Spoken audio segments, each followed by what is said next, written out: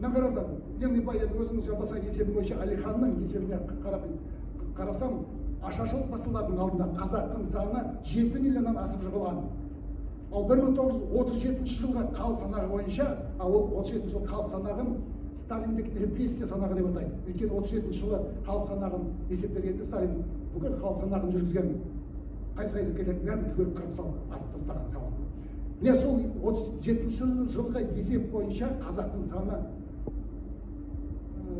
2,1 миллион қалыппыз. Сонда қазақ қанша миллионнан айырылған? 70%-дан астамы қырылған. Мына қараңыз, егер бұл есеп 37 жылғы болса, 37 жылы біздің санымыз 2 миллион санияға асылған болса, 2,1 миллион болса, сонда 33 жыл біз қанша болғанбыз? Біз 2 миллионнан кем болып қалғанбыз. 7 миллионнан астам қалып. Ал енді қараңыз, осыған дейін біздің ғалымдарымыз, кеңестік ғалымдар, қазақтың 1 миллионнан астам анау шетелге, Монғолияға, басқа елге көшіп кетті. Көкем-ау, ол кезде қазақты көшуге мұрша берді ма? Шекарада заградительный отряд дегенде тұрған. Көшкен халықты бүгін пулеметпен, зеңбірекпен малды бірге қырып салып отырған.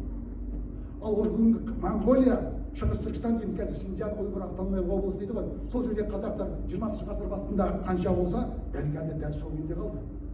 А егер шындап 1 миллион астам халқымыз көшкен болса, 1 миллион болса 125-130 жылдың ішінде қаншаға жетер еді? Ойлап қараңыздар. Кемінде бір 10 миллион болар еді.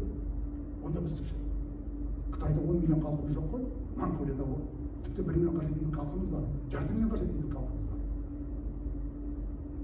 Демек, ашаршылық қазақтың 70%-дан астамын алып кетті. Одан басқа адамзат тарихында, бүкіл адамзат тарихында бір халықтың бір сәтте осыншама қатарынан айырылған басқа мысал таба алмайсыздар.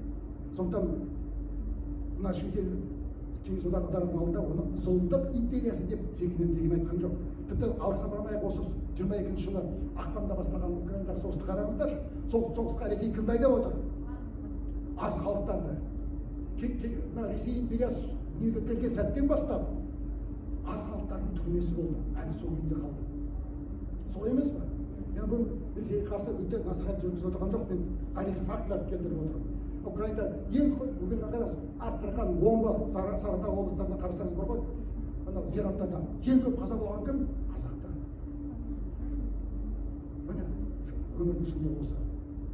Сұрақтарыңыз болса